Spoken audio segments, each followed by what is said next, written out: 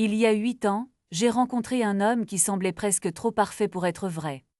Il écoutait tout ce que je disais, nous avions tant de choses en commun, je me sentais enfin comprise, vraiment vue pour ce que j'étais. Je me suis ouverte à lui plus que je ne l'aurais dû, beaucoup trop tôt. Si quelque chose semble trop beau pour être vrai, c'est généralement le cas. Je sais maintenant que ce qu'il m'a fait à l'époque était du love bombing.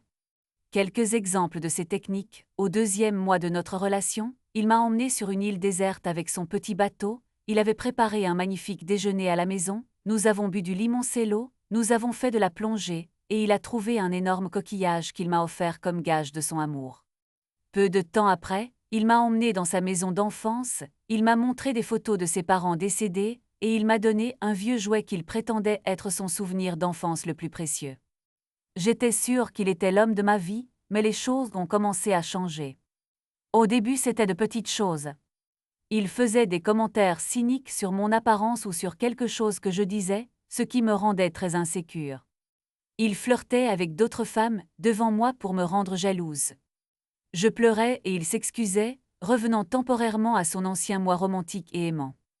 Mais ses accès de colère devenaient de plus en plus violents, et la quantité de supplications et de preuves d'amour que je devais lui fournir augmentait à chaque fois. Je me sentais épuisée et vidée par ce besoin constant de prouver mon amour pour lui, juste pour obtenir un peu de l'affection qu'il m'avait initialement montrée. Un jour, je suis sortie de la douche, et je l'ai surpris en train de consulter un site de rencontres en ligne. Il a dit qu'il s'était assuré que je vois ce qu'il regardait pour voir si je deviendrais jaloux et possessive à nouveau. Je ne l'ai pas cru, il était vraiment très mauvais avec les ordinateurs, et au début de notre relation, il m'a appelé un jour et m'a demandé de l'aider à créer un compte en ligne pour jouer aux échecs.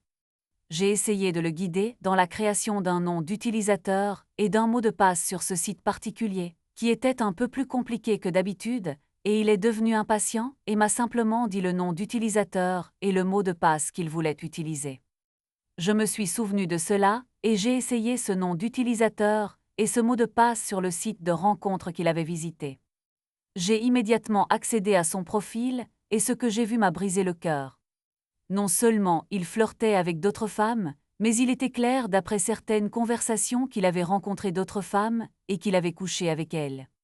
Certaines conversations contenaient des informations intimes sur moi et sur ce dont il n'était pas satisfait chez moi. Ce que j'ai lu m'a fait tellement de mal que j'ai pleuré par terre comme une petite fille. À ce moment-là, je savais qu'il n'était pas parfait et que notre relation était loin d'être parfaite, mais je m'accrochais à cette phase initiale de notre relation qui m'avait rendue la plus heureuse de ma vie. Maintenant, je devais faire face au fait que tout était faux, j'ai pleuré pendant des heures, puis quelque chose en moi s'est brisé et j'ai décidé de me venger. J'ai créé un faux profil de rencontre en ligne, le premier d'une longue série.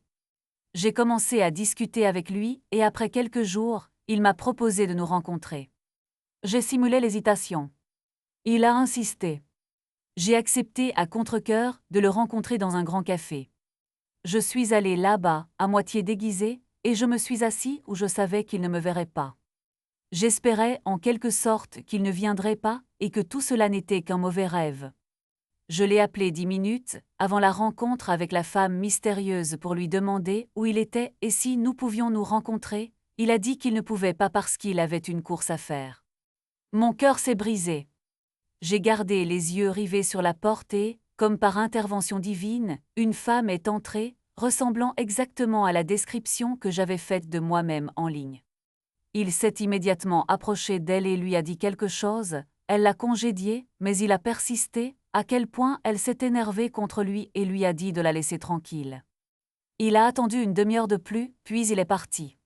Cet après-midi-là, je lui ai envoyé un message sur le site de rencontre en disant que j'étais bien la femme à qui il avait parlé, que je l'avais vu, que je le trouvais physiquement peu attirant, mais que je n'avais pas eu le courage d'en discuter en public, alors j'avais fait semblant de ne pas le connaître. Je me suis excusée abondamment et il a dit que c'était bon, pas de problème. Mais je savais que ce n'était pas bon. Il était très conscient de lui-même et narcissique, il n'était certainement pas indifférent à cela, alors je l'ai fait de nouveau. Et encore. Et encore. Parfois, il se faisait planter, parfois la femme reprogrammait et puis il se faisait planter, parfois elle annulait à la dernière minute. Au moins 10 rendez-vous ont mal tourné, j'ai décidé que c'était assez et qu'il était temps de rompre. Je l'ai fait en public. Je lui ai dit que c'était fini parce qu'il était un salaud infidèle.